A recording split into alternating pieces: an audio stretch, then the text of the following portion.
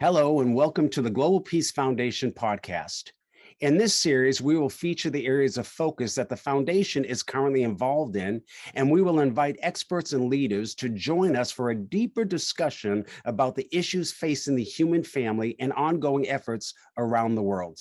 My name is Dr. Paul Murray, and I serve as the Vice President of Religious Freedom Initiatives at the Global Peace Foundation. To share her thoughts about freedom of religion, belief, and conscience, along with her work on human rights, we have with us today Dr. Katrina Lantos-Swett. She serves as president of the Lantos Foundation for Human Rights and Justice. Under her leadership, the Lantos Foundation has rapidly become a prominent and respected voice on key human rights concerns around the world. Dr. Lantos-Swett was the former chair and vice chair of the United States Commission on International Religious Freedom.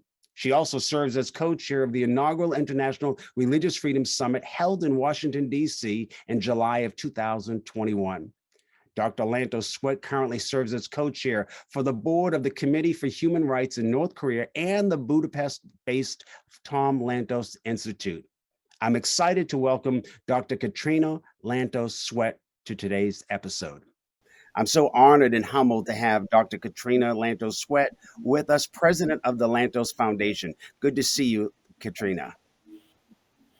Well, it's wonderful to see you again, and thank you so much for including me on this really terrific program. I'm very excited to be part of it, and of course, it's always an honor for me to be with you, and it's an honor for me to follow after my friend and colleague, Ambassador Brownback. So thanks so much for having me.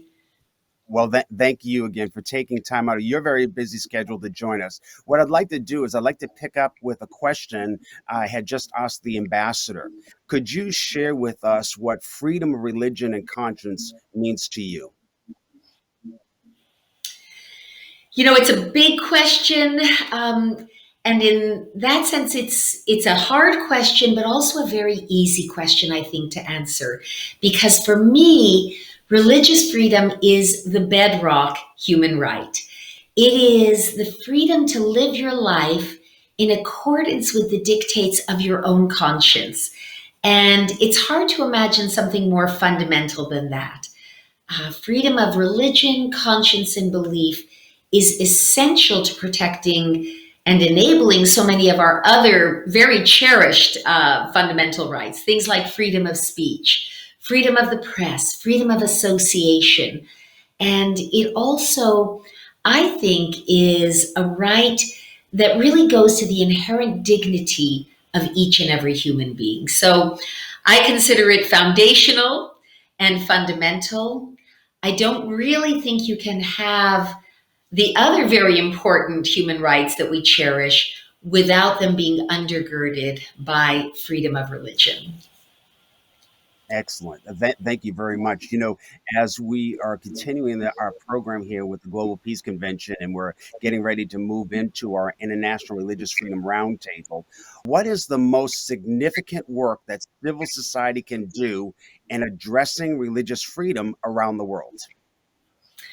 Well, that's a very important question, and civil society plays a crucial role, needless to say. But one of the things that I think is very important is that civil society continue to bring advocacy and, frankly, pressure to bear on those governments that systemically restrict freedom of religion and systemically persecute those who seek to exercise this fundamental right.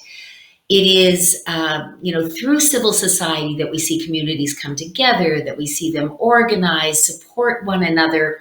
Something that came out of the recent Earth Summit 2021 that Ambassador Brownback and I co-chaired was the central importance of different faith communities standing in solidarity with one another.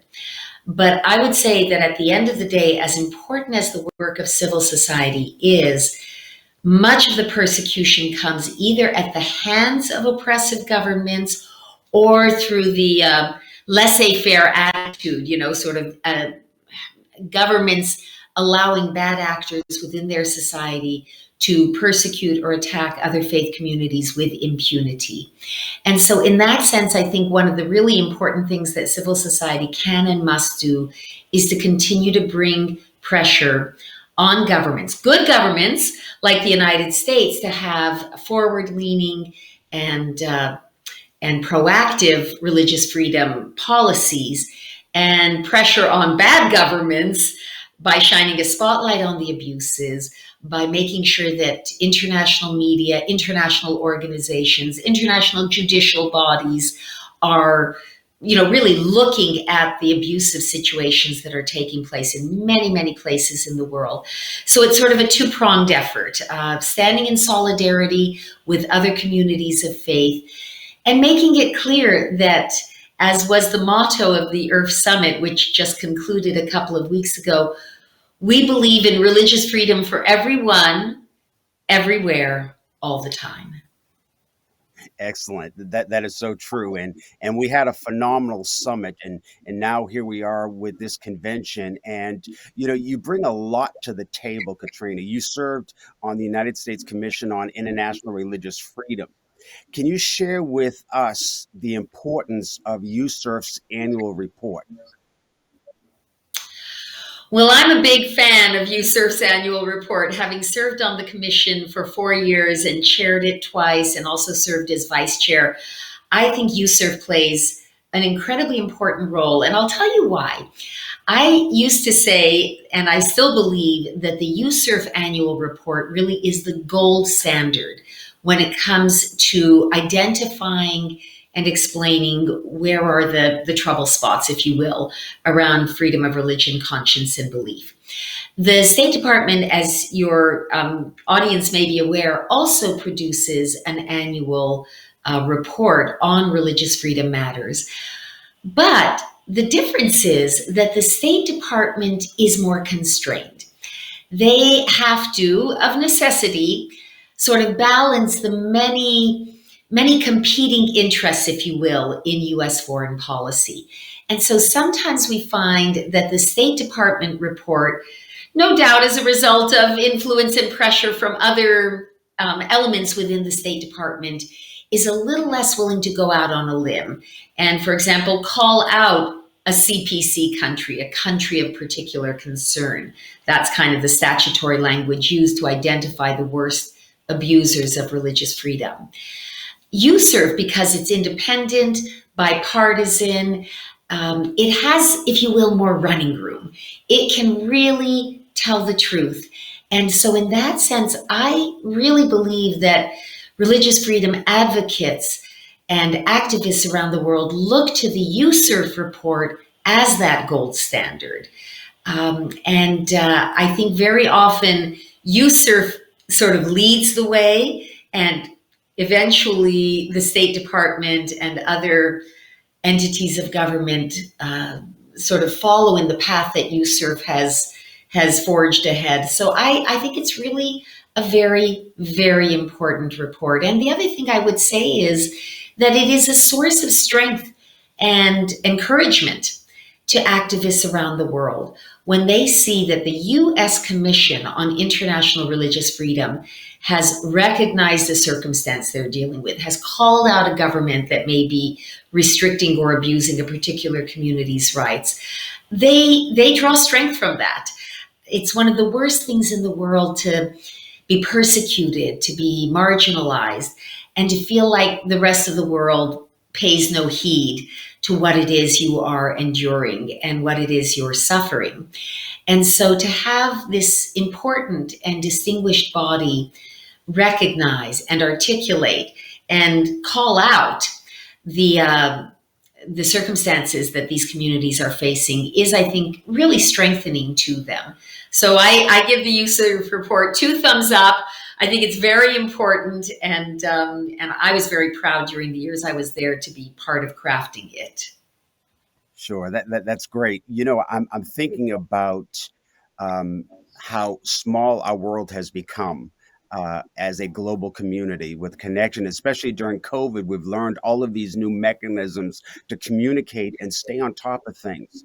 When you look at your time at USCIRF and then you work through the Lantos Foundation, what country or countries are you really most concerned about when it comes to the rights of individuals being violated because of their personal professions of faith? I think at the very top of the list, one has to put China, in part because of China's vast size, and also because of the terrible range of communities that have been targeted by China.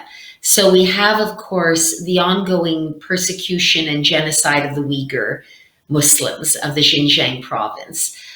This has been referred to by Secretary Pompeo as the human rights stain of our century.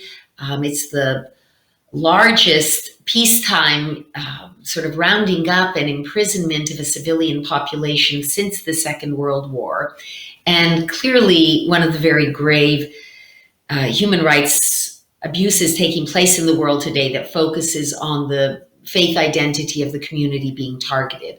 But also in China, we have the ongoing persecution of the church movement, particularly the house church movement. We have the brutal attacks against the Falun Gong, where there are credible allegations of widespread, not only imprisonment, but forced organ harvesting, leading to the murder of we don't know how many Falun Gong who are in custody. We have the ongoing repression of the Buddhists of Tibet, and really attempts in many ways to crush that ancient culture and faith and civilization.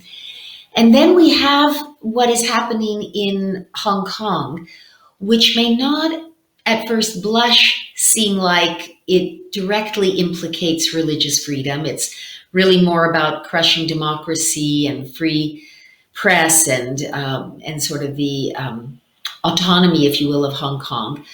But what's fascinating when you dig a little below the surface, many of those who have been most involved in standing up for Hong Kong's autonomy, for enforcement of the treaty that China signed, which guaranteed Hong Kong's sort of independent system for almost a half century, and which is now being grossly violated by China.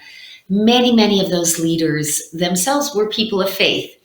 And I would speculate, and I don't think it's a far-flung speculation, that their courage in wanting to stand up for fundamental freedom was derived in part from their faith.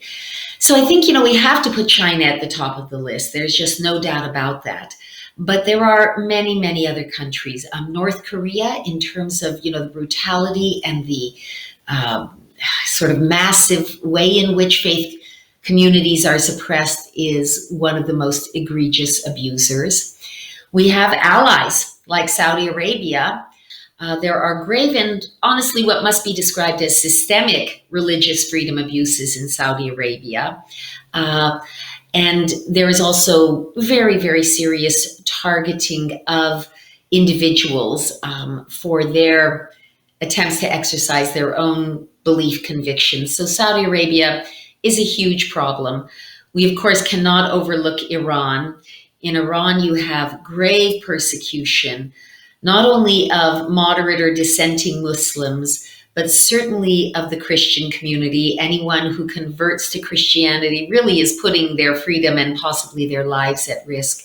And something I find particularly heartbreaking is the ongoing persecution of the Baha'i community, an absolutely wonderful faith community that really finds its origins in that region of the world and faces terrible governmentally led persecution in Iran.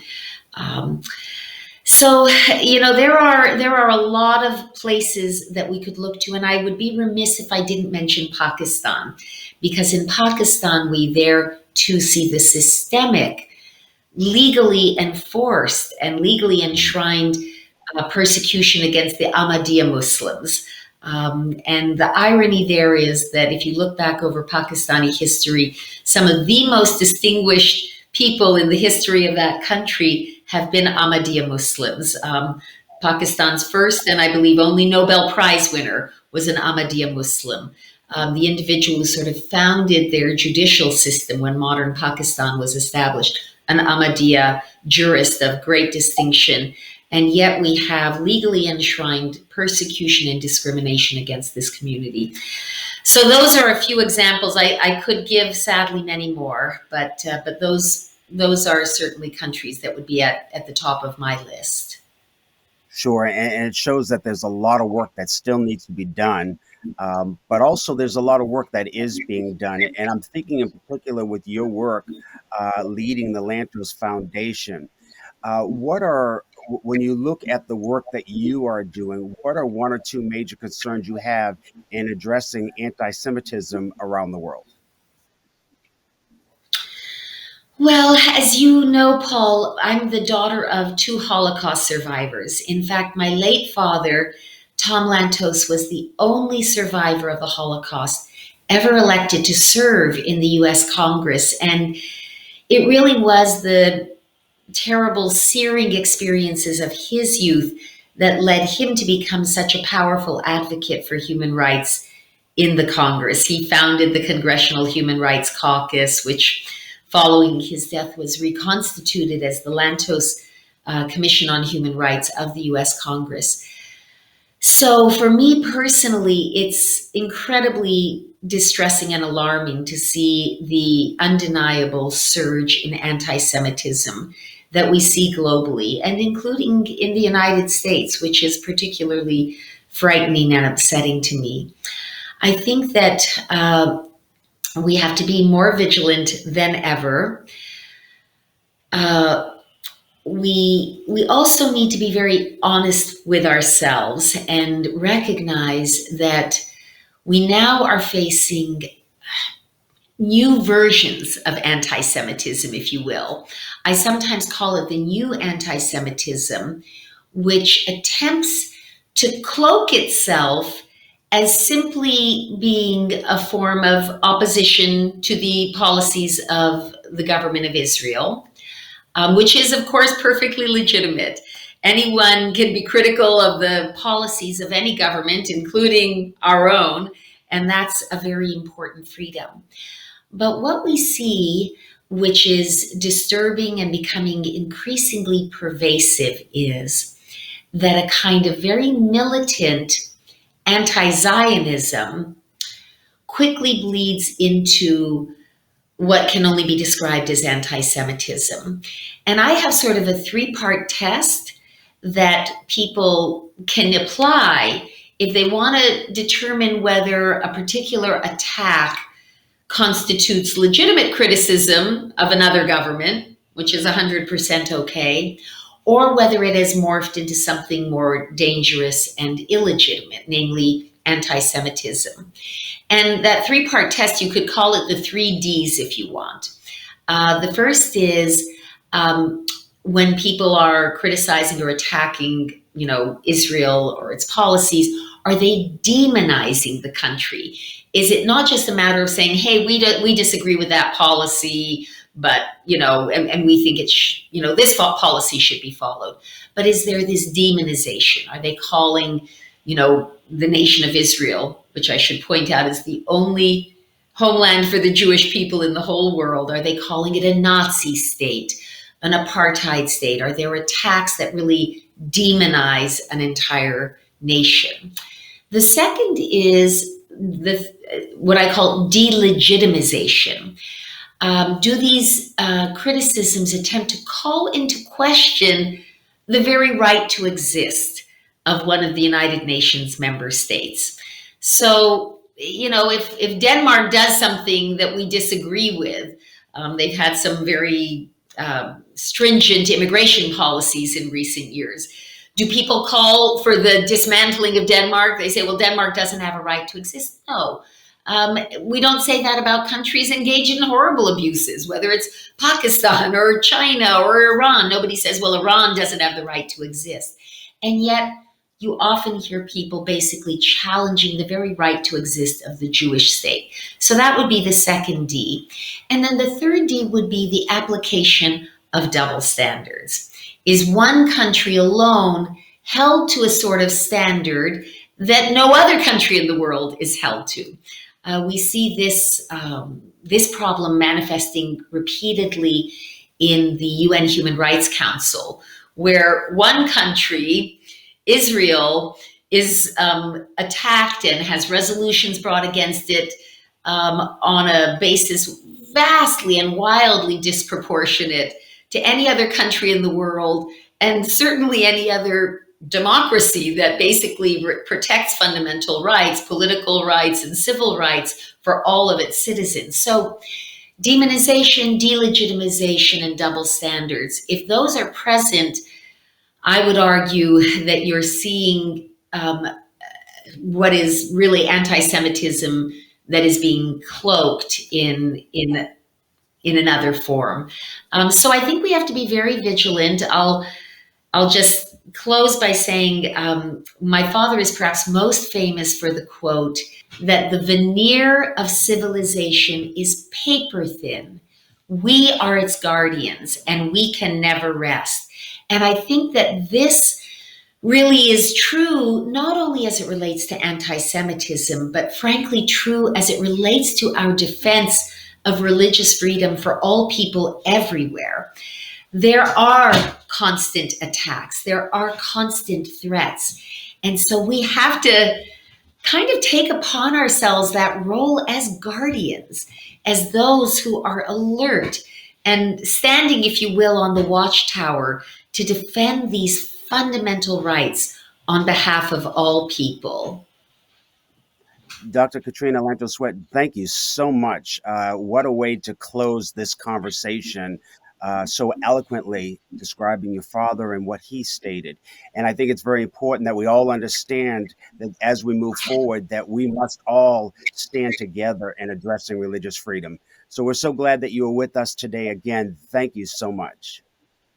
Well, it's been a pleasure and an honor, and thanks to you, Doctor, for all that you do. You are, I think, an inspirational figure to so many, and I feel very honored and privileged to have joined you this morning, and thank you for this opportunity. Thank you again.